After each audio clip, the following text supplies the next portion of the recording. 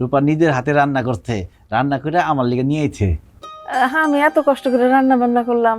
আচ্ছা ঠিক আছে, রূপা যখন তোমার জন্য রান্না করে দিছে, খাও।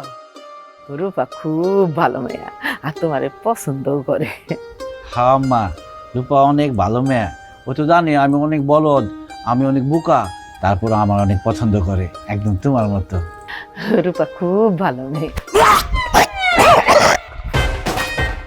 এই জামাল, এই তো কি হয়েছে? জামাল, জামাল, জামালের কি হয়েছে বা? আমি তো জানি না আম্মা। আহ আহ, বাজান দেখি তো রূপা তোমার জন্য কি কি রান্না করছে। হ্যাঁ, এই যে আম্মা এদি দিছে। ও বাজান, কি কইতেছো তুমি? এইগুলো তো আমার রান্না করা খাবার। কি কইতেছো আম্মা? রূপা নিজের হাতে রান্না করে দিছে। তো তোর বিশ্বাস হয় না?